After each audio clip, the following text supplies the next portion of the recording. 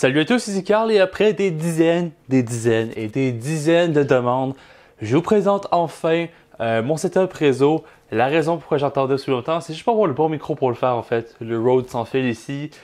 Donc sans plus tarder, on va faire le tour de mon réseau. Je vais commencer par tout ce qui englobe le réseau, puis on va finir par le cœur du réseau. Ok, donc voici le serveur qui fait littéralement le tour de toutes les données de la maison. Donc que ce soit mes données d'entreprise, de YouTube, de backup de la maison au point de la ligne, tout se retrouve là, ici. J'essaie de centraliser le plus que possible toutes les données. Ça simplifie pas mal tout. En fait, ça se trouve être un petit AMD Phenom, je crois, à 4 cœurs, 3 GHz, 8 GB de RAM. J'ai enlevé l'autre 8 GB que j'avais avant, j'avais 16 parce que tout simplement que je n'ai pas besoin. Ça fait un peu de consommation d'électricité. Mais je crois que je vais les remettre pour des raisons de virtualisation. Puis en plus, on tourne Windows Server 2016, donc une bonne raison de remettre un peu de RAM. Au niveau de la capacité, on est aux alentours de 6 TB de stockage, si je ne me trompe pas. Puis voilà, donc le refroidissement est assez bien géré. Bon, je ne sais pas si vous voyez très bien. Deux ventilateurs 140 mm en entrée, un autre 140 mm en sortie. L'alimentation, c'est une Corsair 650M. La boîte est juste ici. Elle va être chargée bientôt. Une fois que j'aurai fini mes tests avec une des alimentations qui se trouve ici, on va bien voir qu'est-ce que je vais mettre. Je vais juste mettre une bonne alimentation pour changer le 80 plus de bronze qui se retrouve là-dedans. Si vous voulez voir vraiment l'intérieur, je vous laisse voir ma vidéo où est-ce que j'upgrade le serveur avec un RAID 5. Le RAID 5, je m'en sers toujours pas. En fait, j'ai des données temporaires dessus. Pour la simple raison que les RAID plus complexes que le 1 et le 0, ils ont une fâcheuse tendance à pouvoir perdre des données si vous ne le mettez pas sur une batterie. Puis en ce moment, je suis sur une barre d'alimentation avec protection sur les surtensions, mais j'ai pas de protection au niveau de la batterie. Donc, c'est quelque chose qui est vraiment pas désirable. Puis en avant ici, j'ai juste un petit ajout. Donc, je peux mettre juste un disque dur à chaud comme ça si j'en ai besoin. La lumière s'allume, on va rafraîchir dans Windows Server les disques et le tout est reconnu. Tant qu'à être ici, je vais mentionner qu'est-ce que le serveur fait d'autre. Il fait les backups de toute la maison automatiquement, puis j'ai aussi le serveur d'impression. Donc, imprimante en USB, c'est une vieille imprimante, mais elle fonctionne bien parce qu'elle est en USB. Puis lui fait par le partage, puis voilà, ça ressemble pas mal à ça. Sinon, quelques tests de virtualisation ici et là, serveur Plex pour les films de la maison. Puis voilà, en parlant de Plex, on écoute les beaux films de Plex sur le Chromecast, la télé, 4K, voire UHD là, pour les plus précis. Puis vous aurez remarqué que j'ai aussi enlevé le rideau qui était ici avant. Ça fait plus de lumière. Puis de toute façon, vous allez voir dans les prochaines vidéos, tout va être placé ici. Bref, je ne vais pas spoiler, à voir plus tard. Par la suite, le serveur qui est à l'autre bout de la pièce là-bas, avec le point d'accès Wi-Fi que j'ai d'ailleurs oublié de vous montrer. Le point d'accès Wi-Fi est juste ici. Un DIR 815 de D-Link, un routeur Wi-Fi que j'ai converti en point d'accès en désactivant le pare-feu, en désactivant le DHCP, le DNS, etc. Puis je l'ai connecté dans un port de la Switch, un port LAN à une autre Switch, puis ça devient tout simplement un point d'accès Wi-Fi. Tout ça, ça vient se connecter à l'autre bout, juste ici, tous deux dans les deux câbles gris ici, le point d'accès du serveur, et la test bench, la télévision et tout ça. Donc, la test bench en bleu, la télé en blanc. Ça va se connecter sur le port bleu qui va se diriger vers le cœur de la maison. Ok, on se retrouve maintenant au cœur du réseau de la maison. Je suis désolé pour l'éclairage sur une pièce extrêmement mal éclairée. Puis mes softbooks sont impossibles à entrer dans la salle à cause de la porte qui est un peu trop petite. C'est juste un bordel. J'ai monté un peu l'ISO pour que vous puissiez voir. On va faire avec. On va commencer par ce qui n'est pas intéressant, parce que c'est ça qui est ça.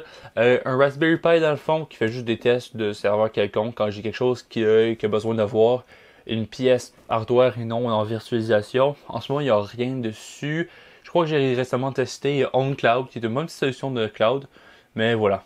Ensuite, on a deux switches. La première est déconnectée pour des raisons de test, mais normalement, à quoi ça ressemble? On a mon ordinateur, le serveur ici, connecté avec la connexion vers le routeur pfSense, connecté en 2 GB vers la switch ici. En ce moment, c'est juste vers une switch 16 ports gigabit qui n'est pas configurable. La 8 ports est configurable, mais si la 16 ports est configurable, je jouerais juste avec celle-là. Bref, tout ça pour dire que j'ai une grosse switch 48 ports qui arrive bientôt sur le réseau. C'est juste que je suis en train de travailler sur un rack.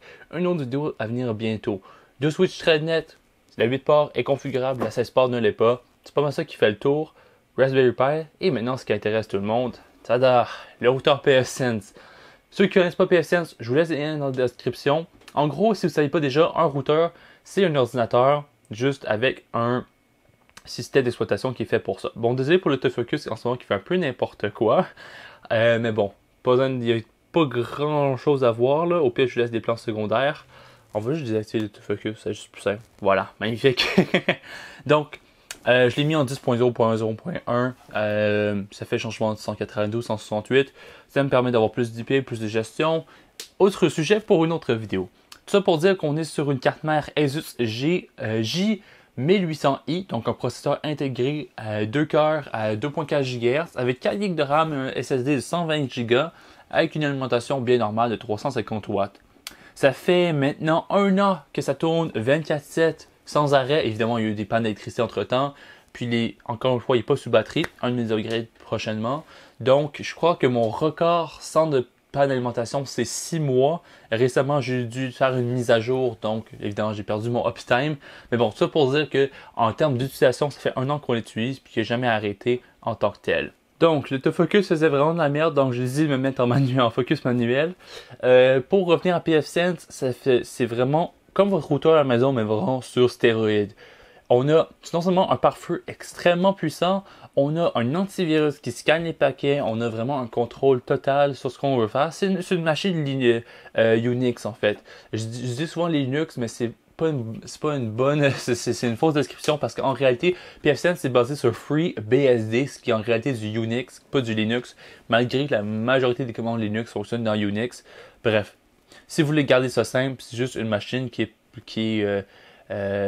custom. Puis voilà, je l'ai mis dans un rack, dans un boîtier qui est compatible pour les racks de serveurs parce que j'ai bientôt un rack de serveurs qui s'en vient. Puis voilà, ça tombe bien, c'est assez silencieux. Parce que les switches n'ont pas de ventilateur, puis le routeur, il y a juste un petit ventilateur qui fait très bien le travail, puisque c'est un processeur qui chauffe vraiment pas beaucoup. Puis ça ressemble pas mal à ça, c'est extrêmement puissant, extrêmement sécure. Pour les grosses connexions, je ne le recommande pas nécessairement parce qu'il faut du gros hardware, mais pour la petite connexion que j'ai en termes de 30 down et 3, 4 ou parfois 4 en upload, ça suffit amplement. Puis ça bloque vraiment toutes les attaques que je reçois sur le serveur. Tout ce qui est des pays d'Asie auxquels on ne fait pas nécessairement confiance, c'est bloqué automatiquement. Je vais vous montrer quelques screenshots pour vous montrer à quoi les logs du firewall ressemblent. Puis voilà. Pour les plus curieux d'entre vous, je disais qu'une Switch 48 ports arrive, elle est juste là. Elle est là dans un rack temporaire qui est toute brisée, mais c'est pas grave. La belle Cisco 2960 de 48 ports. Full gigabit, ça s'en vient très bientôt. Au final, ça ressemble pas mal à ça. Je vous laisse à l'instant une topologie en dessin de voir à quoi ressemble le réseau. Il n'y a pas tant de clients que ça. C'est l'équivalent, disons, d'un réseau de petites entreprises. Mais évidemment, on va se le dire, c'est beaucoup plus complexe qu'un réseau de maison conventionnel. C'est pas juste un point d'accès Wi-Fi et plein de téléphones. J'ai quand même des serveurs. J'ai fait un serveur, peut-être bientôt un deuxième. Routeur Linux, des switches configurables, c'est quand même quelque chose d'assez intéressant. Plusieurs personnes me le demandent. Je vais peut-être faire un tutoriel sur comment installer pfSense bientôt. Mais en ce moment, ça ressemble à un seul réseau. C'est pas l'affaire la plus magnifique, mais j'en suis assez fier. Donc, laissez-moi savoir dans les commentaires qu'est-ce que vous avez pensé du réseau, du setup, etc. Et à la prochaine. Ciao tout le monde.